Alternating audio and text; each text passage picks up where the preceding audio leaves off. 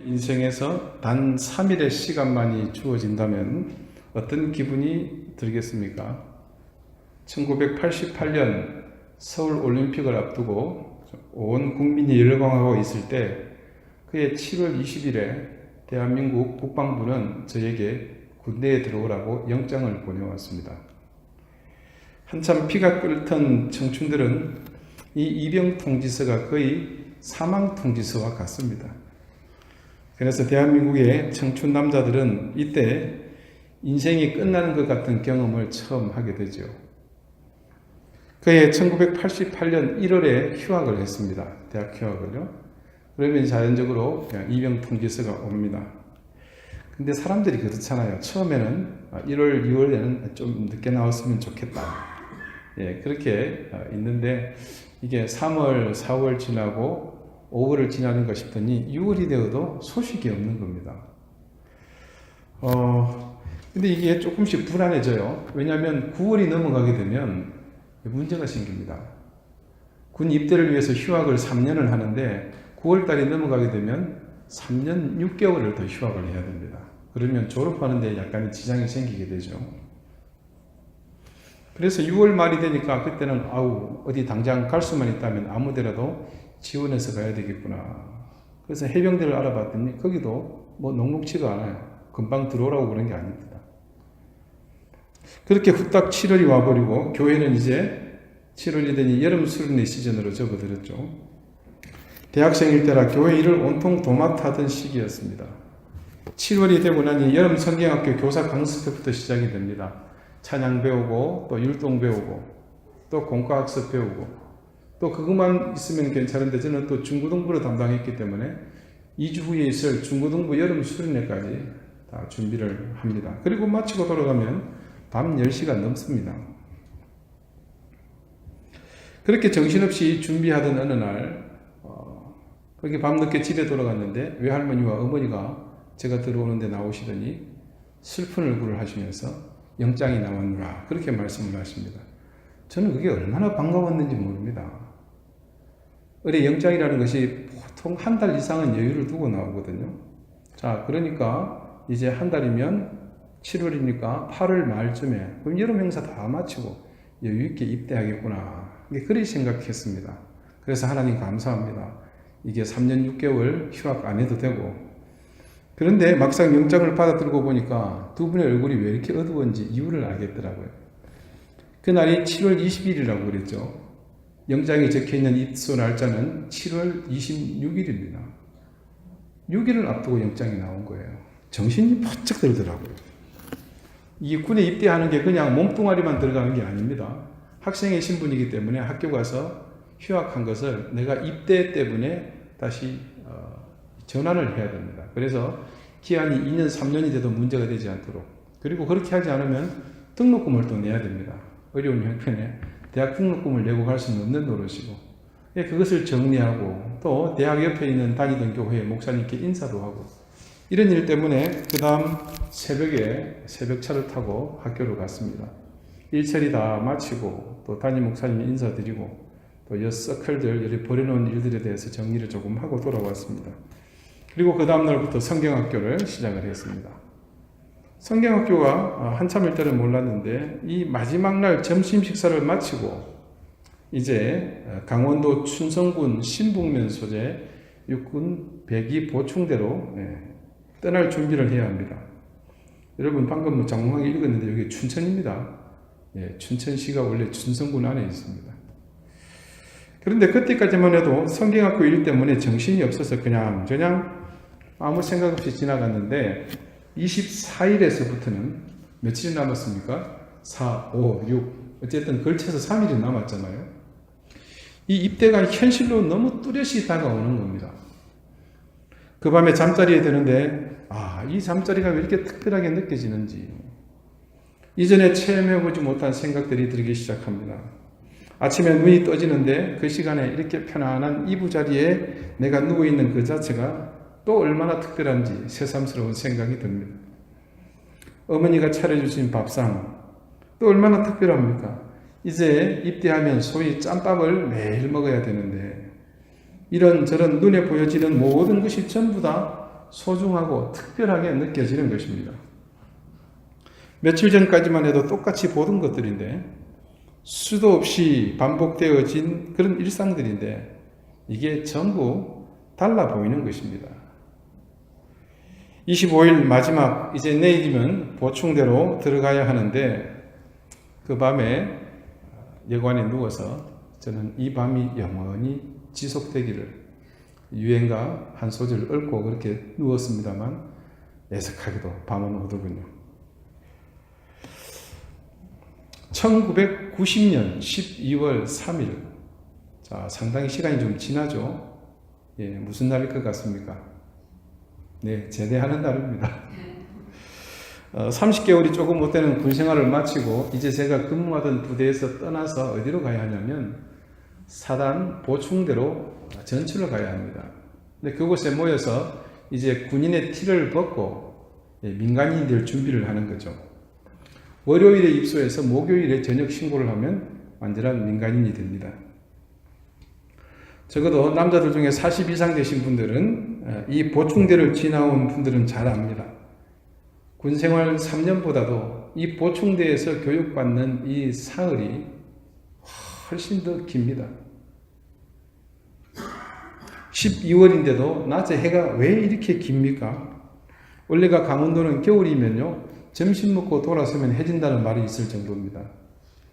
그런데 이놈의 해가 내가 무슨 여수와도 아니고 제 중천에서 움직이지를 않는 겁니다. 밤은 또 어떻습니까? 이 보충대에 들어오기 전에는 피곤한 군생활에 어디든지 머리만 누이면 바로 골아 떨어집니다. 여기가 춥던 심지어 대포 소리가 나는데도 잡니다. 그런데 이거는 몇 시간을 뒤척이다가 겨우 잠이 들었나 싶어 잠깐 눈을 떠보면 아직 자정도 안 됐습니다. 신기하게도 3일 밤을 자는데 같은 일을 3일 내내 겪었습니다. 동일한 3일인데 어떻게 이렇게 다를 수가 있을까요? 입대 날짜를 기다리던 그 3일과 세상으로 이제 나가려고 기다리는 3일이 어떻게 여러분 같을 수가 있겠습니까? 하나님께서 아브라함에게 나타나셨습니다.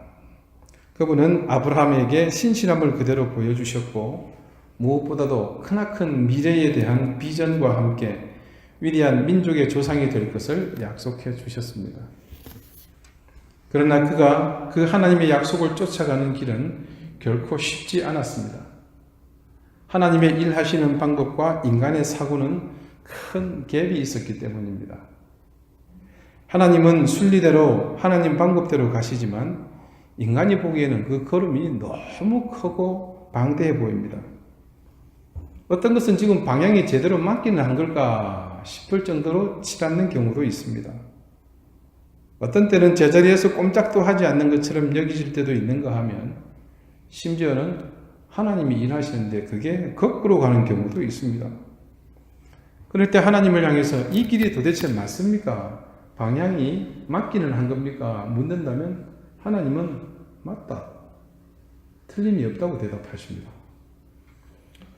예레미야와 이사야 선지자는 하나님이 분명 이 이스라엘 백성들을 인도하신다고 약속하셨는데 거꾸로 가는 것을 자신들이 예언하기도 하고 눈으로 보기도 했습니다. 이스라엘 민족을 구원하시기 위한다고 하시면서 갈대아 사람들을 동원해서 하나님은 그들을 도륙하고 농가밭을 황폐하게 만듭니다. 그들의 삶의 기반인 집과 성을 완전히 파헤치게 하셨습니다. 그리고 마침내 어떻게 됩니까? 남은 자들은 모두 바벨론으로 포로로 끌고 갑니다. 완전히 거꾸로 가고 있죠. 아브라함의 경우는 제일 처음 제자리에서 꿈쩍도 하지 않는 경우를 경험합니다. 하나님께서 아브라함에게 밤하늘의 별을 보여주시죠.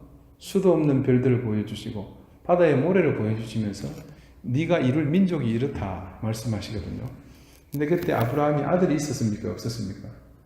무자식인 그분에게 그런 약속을 하신다는 것은 너무나도 허황된 약속이겠죠. 그러나 아브라함의 믿음의 진짜 저력은 그곳에 있죠. 보지 않고 자기 지금 손으로 잡을 수 없지만 미래에 일어날 그 하나님의 일을 그가 믿고 신뢰한 것이죠. 그러나 오랜 세월을 견디고 또 이스마엘을 얻게 되는 그런 실패를 경험한 후 하나님은 겨우 약속의 아들을 주셨습니다. 하지만 그는 오래지 않아 다시 하나님의 엉뚱하신 인도하심을 경험해야 했습니다. 이사야나 예레미야처럼 그도 역시 거꾸로 인도하시는 손길을 만나게 됩니다.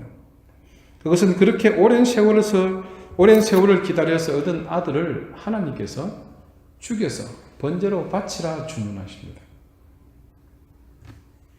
기가 막힐 일이죠.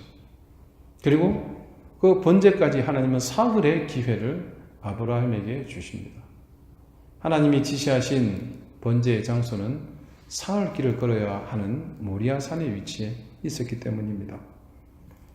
이 멈춰버린 듯한 하나님의 행진, 아니 거꾸로 가라고 하시는 이 하나님의 말씀은, 이 하나님 약속의 시련은 사흘 길을 가는 내내 이 아브라함의 내면을 지독하게 괴롭혔습니다. 성경 말씀은 이 사흘 길의 여정에 대한 별다른 언급이 없습니다. 그러나 아브라함에게 이 3일의 시간이 과연 어떤 시간이었겠습니까? 우리는 지난주 인류의 역사가 근본부터 바뀌는 3일의 역사가 이뤄낸 주님의 부활을 기념하는 예배를 드렸습니다. 주님은 분명히 십자가 위에서 죽으셨습니다. 그 죽음의 과정은 되돌이킬 수 없는 처참함을 단계마다 겪고 지나야 하기 때문에 어떻게 다시 회생할 수 있는 것이 아닙니다. 주님은 심장마비로 운명하신 게 아닙니다. 혹은 호흡 곤란이나 또 뇌진탕으로 더군다나 아닙니다. 잠시 가사 상태에 빠져 있다가 다시 깨어났다고 주장하던 부활을 부인하는 그 사람들의 억지 주장도요, 우리 주님의 육체적 형별의 과정을 의학적으로 조금만 이해한다면 이런 헛소리 절대 입에 못 담습니다. 표현하기가 좀 그렇습니다만 주님은 십자가에 손과 발이 못이 박히시는 순간부터 조금씩 그 육체는 절차대로 죽음의 과정을 밟아갑니다. 그리고 마지막 숨을 거둘 때는 주님의 육신이 호흡을 겨우 붙들어 줄 정도였습니다. 설령 이 무신론자들, 부활이 조작되었다고 주장하는 사람들처럼 주님이 잠시 혼절해서 무덤에서 다시 호흡이 돌아왔다고 하더라도 주님의 이미 망가져버린 이 육체는 돌아온 그 호흡을 담을 수 있는 상태가 되지 못합니다. 그렇게 주님은 철저하게 돌아가신 후에 엄부로 내려가셨습니다. 인간이 되셨던 하나님이 인간에게 인간이기를 거부당하셔서 배척당하셔서 생명을 빼앗기셨습니다. 그런 하나님께 사흘의 시간이 주어졌습니다. 과연 하나님은 이 시간 동안 무엇을 생각하셨을까요? 하나님이 인간을 두고서 생각을 하시게 된 것은 이번이 처음은 아닙니다.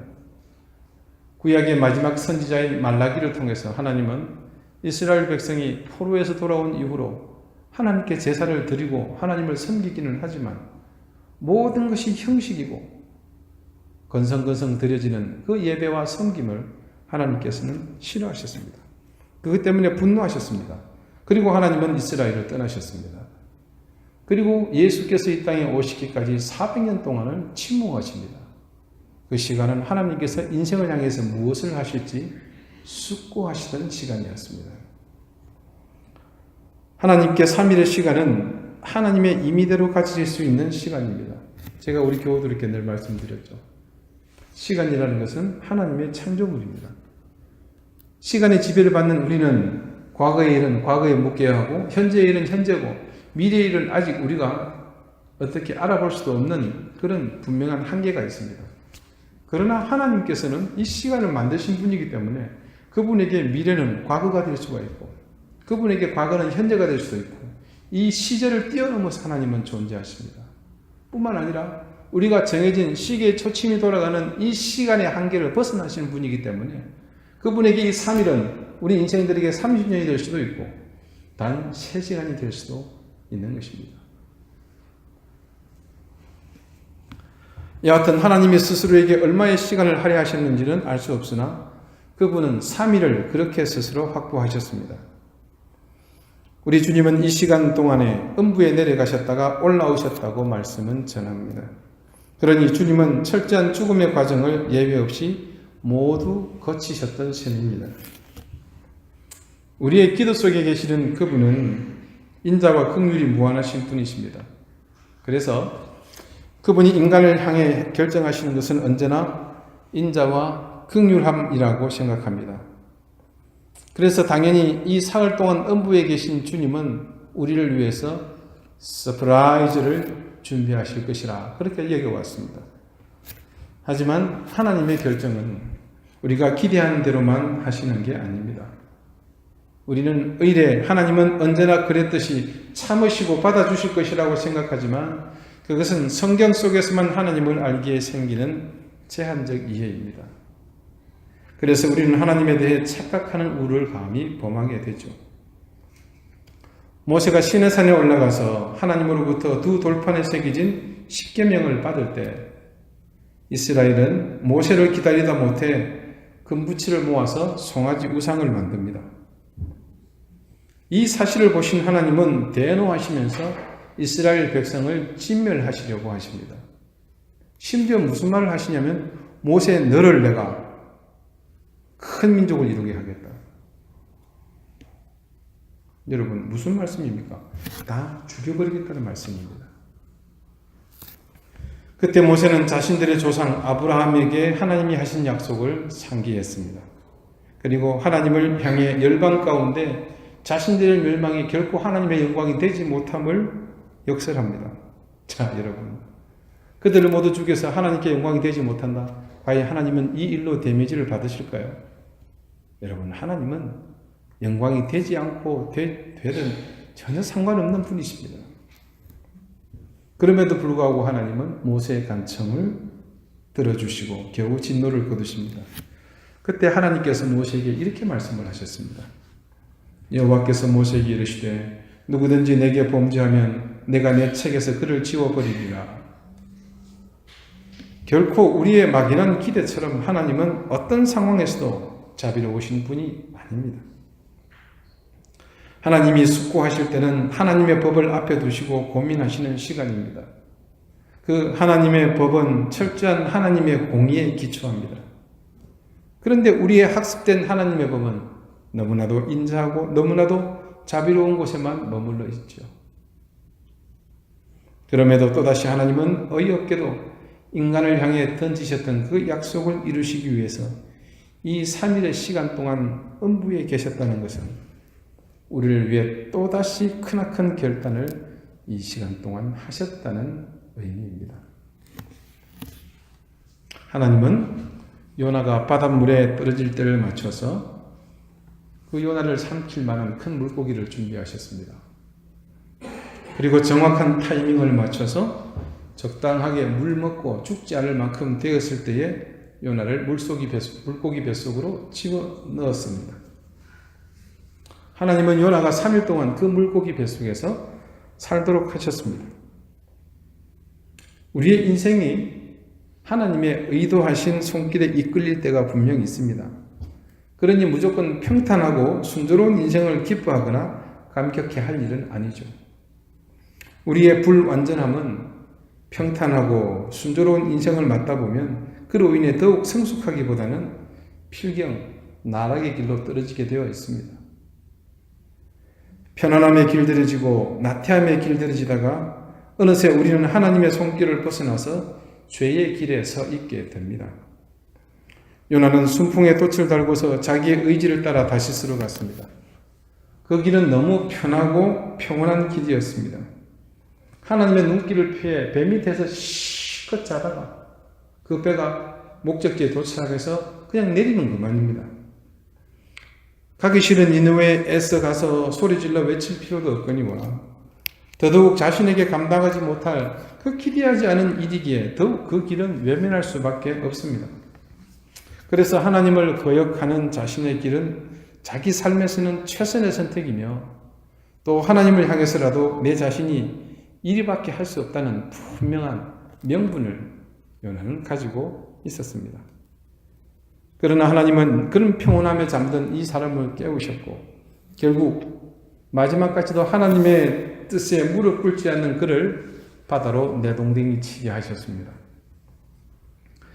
그렇게 물고기 뱃속 편안하지도 익숙하지도 않은 그곳에서 요나에게 사활이 주어졌습니다. 그가 처음에는 아마 분명 혼절해서 정신이 나갔을 겁니다. 근데 조금씩 온몸에 느껴집니다. 왠지 모를 축축함, 깜깜함. 그는 그 속에서 의식을 차렸을 것입니다. 눈을 떠보니 그곳은 그야말로 생지옥입니다. 그런 지옥 한가운데서 이제 하나님은 요나에게 새로운 기회를 주시고자 합니다. 그에게 허락하신 시간은 사흘입니다. 사랑하는 여러분, 하나님이 우리의 인생을 이끄시며 우리에게도 이 요나와 같은 3일의 시간으로 이끄실 때가 분명 있습니다. 앞서 보았던 아브라함과 같이 고뇌와 혼돈의 시간을 보내게 하실 때도 분명 있습니다. 때로는 요나처럼 죽지도 못하고 사방을 아무리 둘러봐도 탈출구가 보이지 않는 지옥 같은 곳에 나를 던져 놓으실 때가 있습니다. 그럴 때 우리의 뼈가 꺾이고 심장이 터져버릴 것 같으며 내 모든 장기가 녹아내리는 듯한 처절한 고통 속에 내가 내버려진 것만 같습니다. 하지만 그 시간은 우리가 하나님을 향한 다가감의 시간이며 성숙과 성장의 시간입니다. 그 시간 동안 우리에게 필요한 것은 철저한 자기 성찰입니다. 그리고 하나님의 뜻이 무엇인지 묻고 되묻고 그 물음에 대답해 주시는 그 대답 속에서 자신의 길을 찾아야 합니다. 그리고 우리가 마지막 할 수 있는 것, 그분의 역사를 믿음으로 기다리는 것입니다. 우리는 아브라함의 사흘이 어떤 결과로 이어졌는지, 그리고 요나의 3일이 또 어떤 모습으로 성숙되었는지 잘 압니다. 그러므로 내게 주어진 이 고난과 고통의 시간이 빚어낼 하나님의 이끄심을 끝까지 신뢰하십시다. 그리고 나를 더욱 귀하게 그리고 성숙하게 만들어 주실 주님의 손길을 기대합시다. 기도드리시겠습니다. 우리 인생을 이끄시는 하나님, 때로 감당할 수 없는 고통과 고뇌의 날을 통해 우리를 이끄시는 하나님의 은혜의 손길을 저희는 믿습니다. 우리 스스로 할 수 없는 그 길들을 통해 하나님은 우리를 만드시고 빚으시며 더욱 신실한 하나님의 사람으로 만드심을 믿습니다. 오늘 우리에게 허락하시는 그 특별한 시간들을 통해 살아계신 하나님의 손길을 기대하며 자아가 깎여지고 인생이 벗겨지는 특별한 은혜를 누리게 하여 주옵소서. 예수 그리스도 이름으로 기도드리옵나이다.